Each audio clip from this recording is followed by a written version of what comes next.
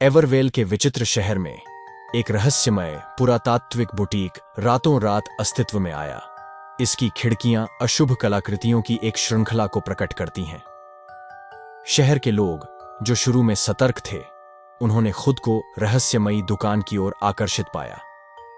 एवरवेल के बाहरी इलाके में रहने वाली एक निडर और खोजी पत्रकार सोफी थी। दुकान की अचानक उपस्थिति से मंत्रमुग्ध होकर उसने इसके रहस्यों को जानने का संकल्प लिया। दुकान के मालिक मिस्टर डैरो नाम का एक रहस्यमय व्यक्ति ने धूर्त मुस्कान के साथ उसका स्वागत किया। उत्सुक होकर सोफी ने चमड़े से बंधी एक प्राचीन डायरी खरीदी, जिसमें गूढ़ प्रतीकों से सजी एक भयानक स्पंदनशील आवरण थी। जैसे ही उसने गूढ़ लेखों से भरे इसके पन्नों को खंगाला, एक अस्थिर पूर्वाभास ने उसे जकड़ लिया। उस रात सोफी ने प्रविष्टियां पढ़ना शुरू किया, जिसमें दी व्हिस्परिंग एबिस नामक एक द्वेषपूर्ण इकाई की कहानी का खुलासा हुआ। यह प्राणी सदियों से अराजकता फैलाते हुए छाया में छिप गया था। सोफी ने अंतिम प्रविष्टि तक पहुंचने तक इसे महज एक कहानी के रूप में खारिज कर दिया, एक संदेश जो उसने डायरी हासिल करने से कुछ घंटे पहले लिखा था। जिसके पास यह शापित अवशेष है, तुमने मुझे जगाया है। मैं रसातल की गहराई से ऊपर उठूंगा।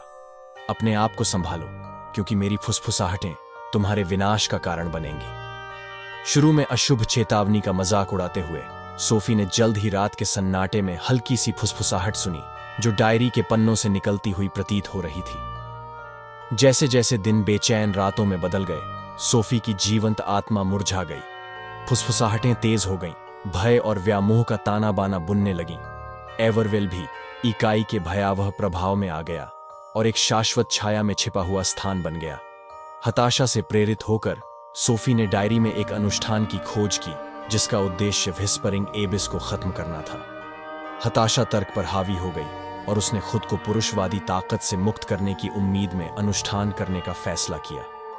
यह अनुष्ठान जटिल प्रतीकों और मंत्रों के साथ शुरू हुआ, जो कभी एवरवेल की शांत सड़कों पर गूंजते थे। जैसे ही सोफी ने मंत्रों का पाठ किया, हवा काली ऊर्जा से कंपन करने लगी।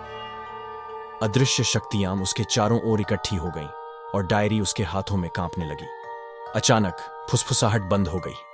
उसकी जगह दमनकारी चुप्पी ने ले ली। सोफी के मन में रसातल से भी अधिक ठंडी आवाज गूंज उठी। आप मुझे निर्वासित नहीं कर सकते नश्वर। मैं शाश्वत हूं। आपके कमजोर प्रयासों ने केवल मेरी उपस्थिति को मजबूत किया। डायरी हवा में उड़ गई। उसके पन्ने जोर जोर से पलटने लगे। द व्हिस्परिंग एबिस ने प्राचीन पुस्तक के माध्यम से सदियों पुरानी पीड़ा और निराशा की कहानियों का वर्णन किया। एवरवेल एक दुःस्वप्न क्षेत्र बन गया, जो मूर्त और ईथर के बीच फंस गया।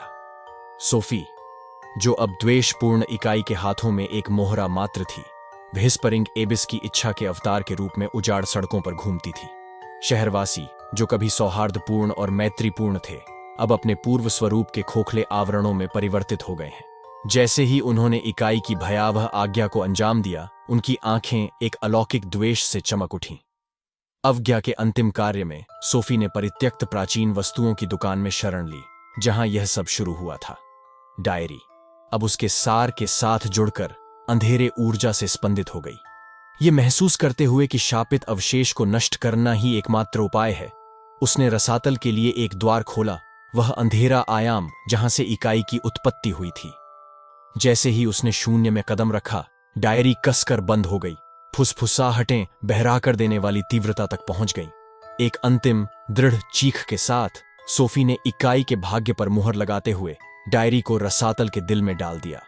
फुसफुसाहटें कम हो गईं और एवरवेल सामान्य स्थिति में लौट आया, मानो किसी सामूहिक दुःस्वप्न से जाग रहा हो।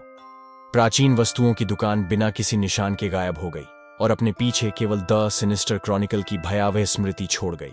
एवरवेल के निवासी अपने ऊपर छाए अंधकार से आनंदित होकर अपने जीवन में आगे बढ़ते रहे। फिर भी रात के शांत क्षणों में फुसफुसाती रसातल की गूंज जीवित और अज्ञात द्वेषपूर्ण क्षेत्रों के बीच नाजुक बाधा की एक ठंडी याद दिलाती है।